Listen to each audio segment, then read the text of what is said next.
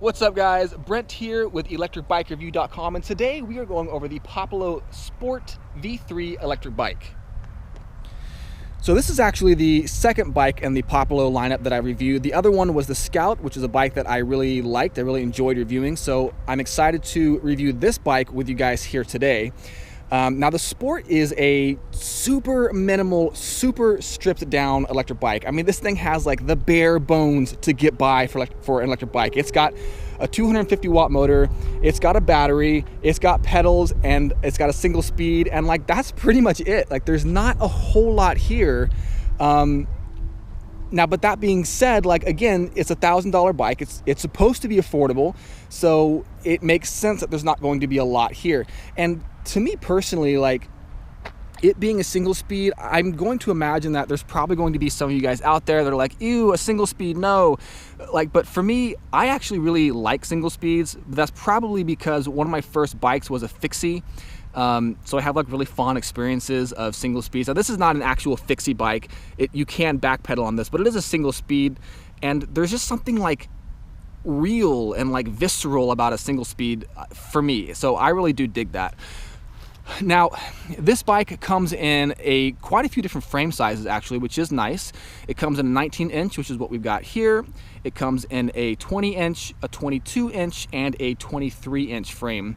It also comes in 3 different colors. We've got black, polish, which is this color right here. It's kind of like this brushed aluminum look, which I actually dig. And then we've also got white. So again, so if you guys are looking for a color that's going to be more visible at night, this might be a good option for you. I think the brushed aluminum probably would show up like with car headlights and stuff. It'll probably bounce off of this pretty nicely. Same thing with the white. Of course, if you go with the black, aesthetically it might look pretty cool, but probably at night you're not going to be able to see it that well. Okay, so let's dive into this thing. Again, not a whole lot to go over, but let's take a look, see what we got, then we'll do a test drive and see this thing in action. So we'll start up here on the handlebars, and I mean, look, check it out. There's not a whole lot up here, right? It's basically just like normal handlebars and a control center, right? Normally you've got like shifters to talk about, like maybe like accessories, button pads, whatever, but again, this is like a super stripped down, really basic bike. Now, one thing I do want to talk about, which I really like, is that it has motor inhibitors built into the brakes here. So again, this is a point that I always want to pause and talk about whenever a bike does have it. I always want to celebrate this because for me, like I like motor inhibitors because it's kind of a safety thing. So when you have an electric bike, like you've always got the motor there, right, to give you extra power. And without motor inhibitors, if you are braking and you forget to stop pedaling for some reason, or if the bike has a throttle and you forget to let off the throttle, you're going to be fighting against the motor when you're braking, and obviously that's not something you want. Now, with the motor inhibitors, these things shut off the motor whenever you tap on the brakes. So again, obviously what that means is the opposite of what I just talked about. It's going to ensure that the motor cuts off whenever you brake, ensuring the shortest possible stopping distance, which is definitely what you want in any sort of emergency situation. So these are kind of, again, just kind of standard brake levers here. They're Tektro brakes, 4-finger little brakes, and they go down to the V brakes here in the front. So it's kind of weird seeing V brakes on a bike. Like I haven't seen these in a while, but now it's like I feel like I'm spoiled. I'm used to having, the disc brakes, hydraulic or mechanical, whatever, but again, I just haven't seen these for a while, so it's kind of weird to see them on a bike. And I'll be honest with you, the stopping power is they're not great on these. They're okay, they're not great, but again, this is a $1,000 bike. It's affordable, it's a value buy, and there's going to be some areas where Populo has to kind of make cuts or put, kind of lower end components to keep that price where it is. And I think the brakes are probably one of those areas where they did that. So at least they have motor inhibitors. Again, I do like that. So back here on the handlebars, the control center also it's a pretty basic control center. Whenever you turn it on, I believe it resets to pedal assist 1. So let's try that real quick. So I'll turn it up to like pedal assist 5, 6, whatever. Turn it off, turn it back on.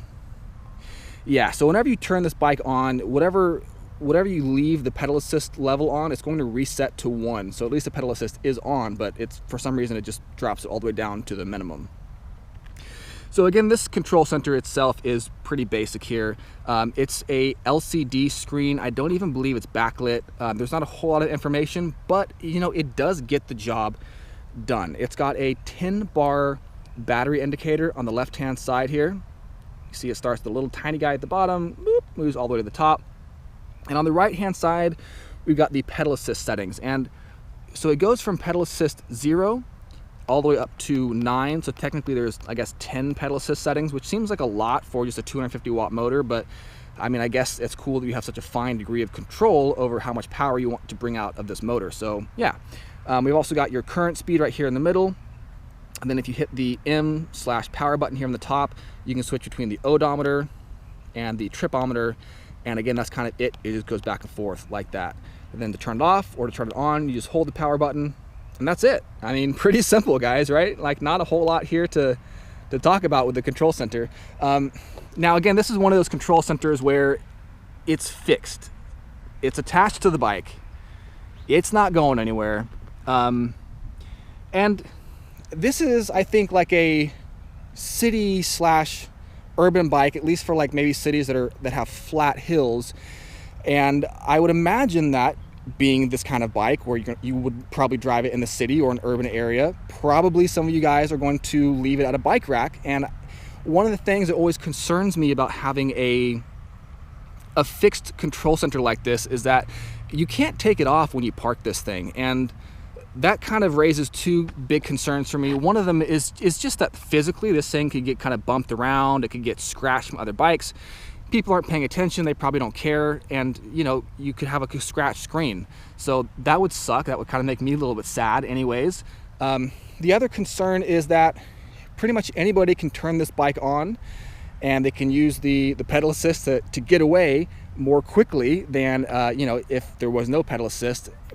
But more than that though, it's kind of like, again, it does a little bit go back to the safety thing where really without like a passcode on this, like pretty much anybody could activate this. So if you've got a kid around or just like a younger rider, maybe is not experienced with electric bikes, they could access this thing because it does not have a passcode. So again, I don't think it's that big of a deal because it's only a 250 watt motor, but it would be cool if it had at least that feature built into the control center here. The grips are locking grips, which are nice. So that means they're not going to spin around on you if you're torquing on this thing really hard. Now, one of the greatest things about this bike, in my opinion, besides it being a single speed, is that it is super lightweight. So this thing is only 37.2 pounds. And I mean, check this out. I can pick this thing up like pretty easily with one hand. And that is not something I could do with many other electric bikes that I have reviewed. And given the, I think, philosophy or like kind of philosophy of use for this thing, of it being a urban bike or like a city bike that you would ride on kind of flatter cities, I really like this thing weighs so little compared to a lot of other electric bikes. So 37.2 pounds, I mean, that's going to be not that bad if you have to take this thing upstairs, if you have to pick it up and walk it through a crowd, whatever. Like, you know, if a lot of people are in the cities, they probably do have stairs either at their apartments or just being at like a public place. There's going to be a lot of stairs you have to go up. And again, I just, this thing is really lightweight, guys. It's kind of hard to describe the difference between 37 pounds and like 50, 55 pounds on camera, but it is a significant difference and it really does feel quite light. I mean, when I'm riding it, like it almost just feels like a normal bike. Like it feels that lightweight. So yeah, that's pretty groovy. I do like that. We've got fender bosses, or sorry, we've got a bottle cage boss here on the frame. We do have fender bosses. One thing I want to point out about this kickstand down here is this is an adjustable kickstand, which is nice. And I like how I feel like Populo actually like took the time to really precisely measure where they put this. So it's kind of like in between being like a rear mounted kickstand and like a mid-mounted kickstand. And normally when kickstands are in this area, I am concerned with pedal lock, which is where, you know, you're pedaling and then boom, the pedals get locked with the kickstand here. But this is like just barely clears it. Just barely.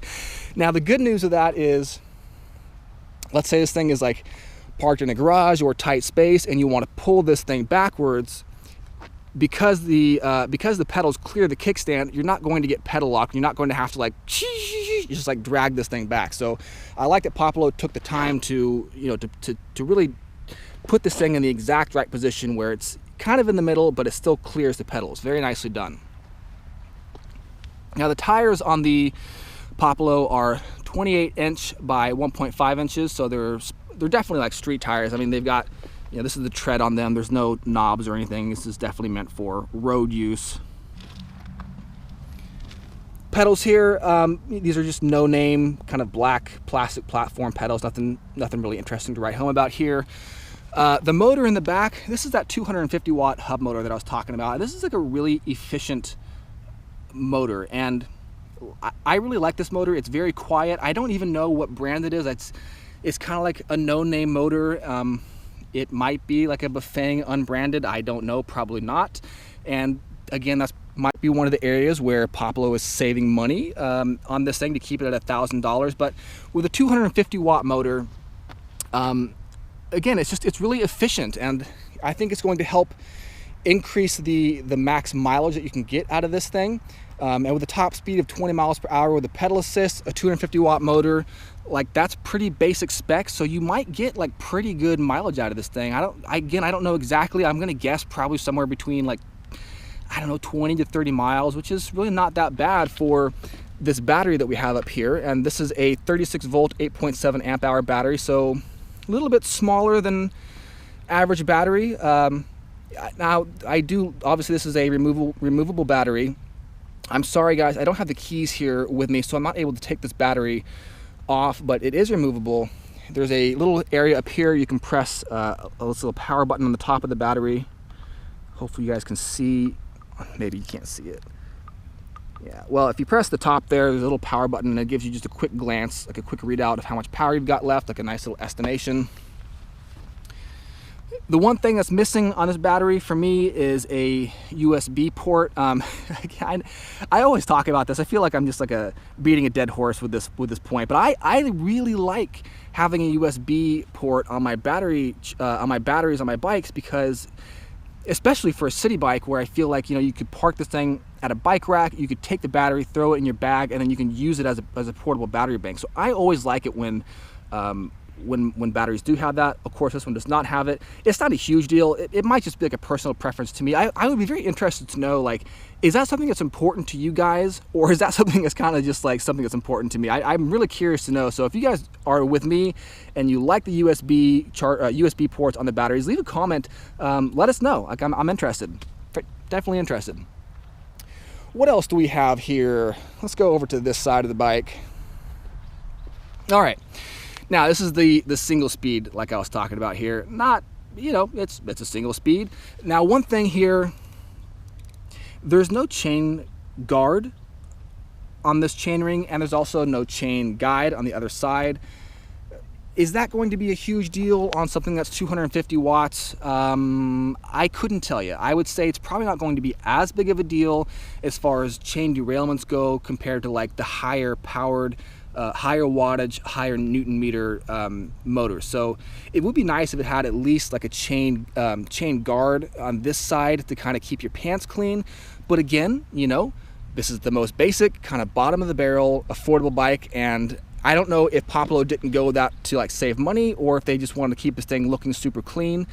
And I gotta say, it does look clean without the chain guide, but your pants won't look clean is the only problem. So whatever. There's also just kind of the standard tooth pattern on this, so it's not narrow wide, so you're not going to get any extra chain retention with that. But of course, because you don't have a derailleur, you're probably going to have less chain derailments than if you did. So I don't know, maybe this thing will work out just fine the way it is.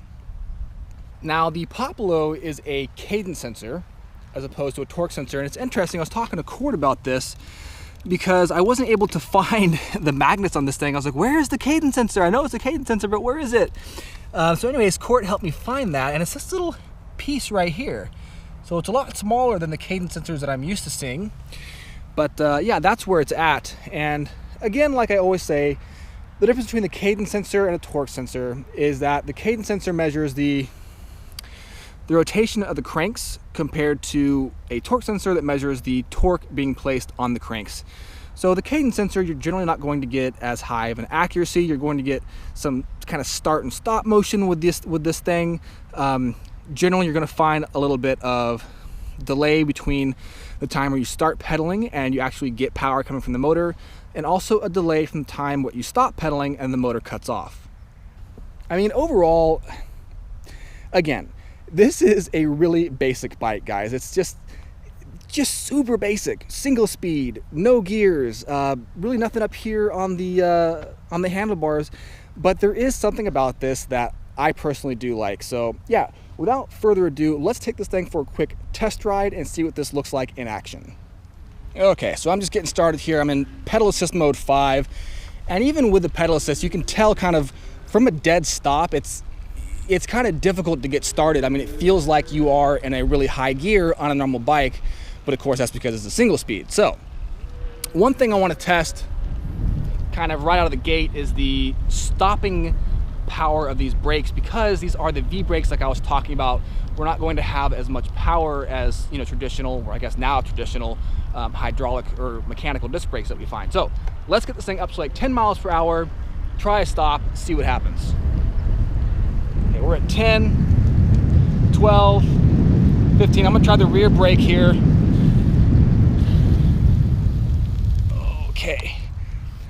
Okay, so that was like pretty much as hard as I could pull the brake lever, and it stopped, but not very quickly. So now we're gonna try it with the front brake. Okay, 10 miles an hour, 12, and brake. Okay, that was, again, it's pretty much as hard as I could squeeze it. All right, so I want you guys to listen for the motor here. It's pretty quiet.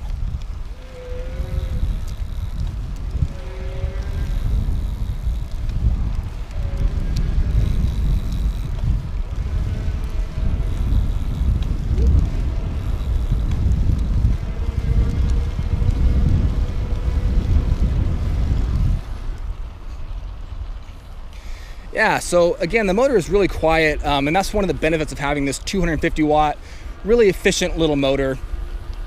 It's not going to get you a whole lot of power, but it is going to, at least get you where you're going. It's going to help you get up hills a little bit easier, and with a single speed, you're definitely going to want this. All right, one more thing I want to try here is the motor inhibitors. So go ahead and listen for the motor. I'm gonna hit the brakes, and the motor does cut off. No brakes, motor is on.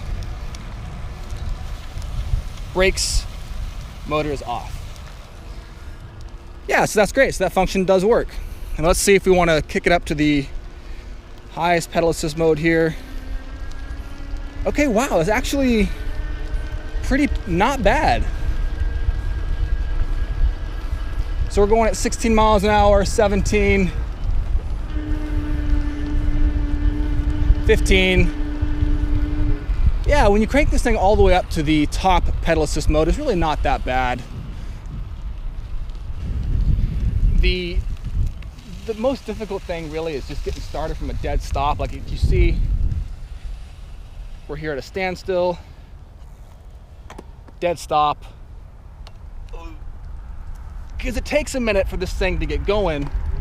And again, that's because of that cadence sensor on there. But once it does kick in, the power comes on pretty strong. All right, so let's pull over here again. All right, guys, that is pretty much it for the Populo Sport V3 review. Again, just to recap, this is a kind of bottom of the barrel as far as kind of what components are on it goes. It's really stripped down, but it's a affordable kind of good value buy electric bike. Single speed, 250 watt motor, 36 volt, 8.7 amp hour battery. And if you're looking for something that's going to get you going across flat ground in a city environment, like this will probably be the bike for you. And of course, if this would be a good bike for people who are like maybe students, people who are on a budget, people who have places where they're gonna have to carry this thing around, maybe upstairs, whatever, again, because of the lightweight. So like this thing definitely fills a specific role. And yeah, so that's it. Hope you guys dug this review. For the full write-up, of course, head over to ElectricBikeReview.com. And if you're going out to ride, ride safe.